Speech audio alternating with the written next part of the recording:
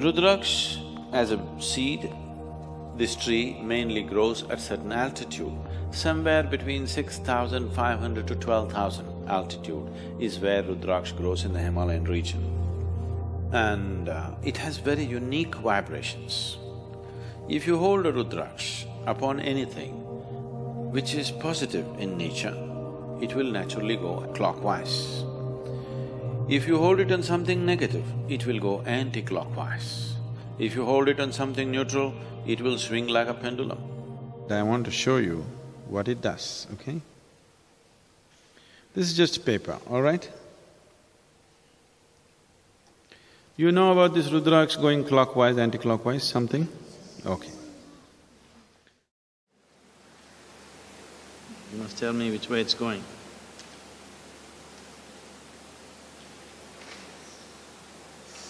Which way is it? This is clockwise, right? Right now, I've not done any energy transfer or anything, just crumpled it, okay? Just crumpled it. Just watch this.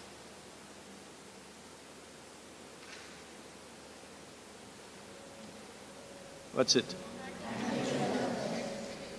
So, I don't know if they told you, I'm sure your parents must have told you, your clothes should be properly folded and kept, your bed clothes should be properly folded and kept. This is the difference it makes in your life.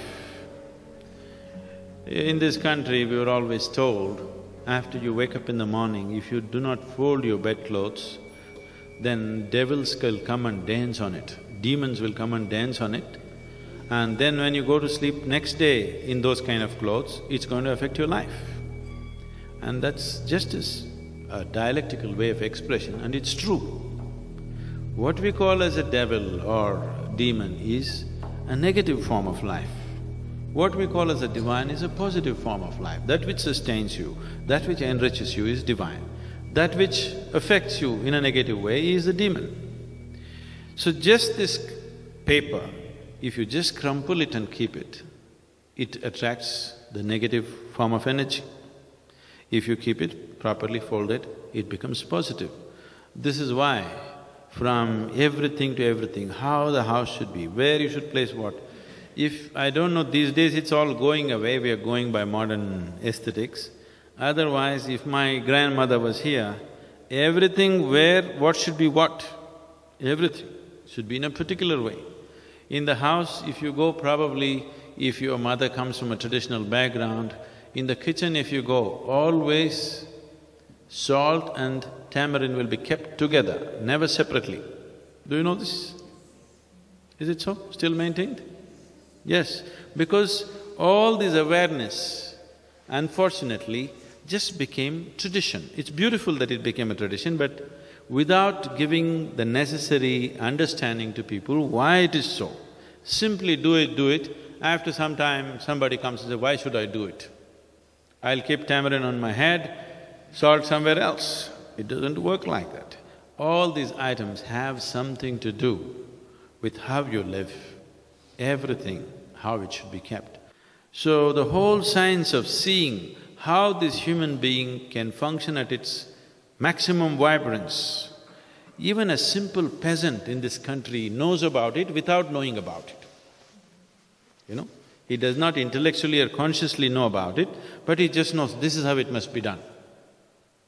Because the whole system of yoga was made into a cultural format and given to people because people saw the impracticality of teaching every aspect to every human being on the planet. So just make it culture and leave it to them. I want to see that for the next few generations later, as mothers would teach people, children to brush their teeth, yoga will just happen in their lives. This was so earlier.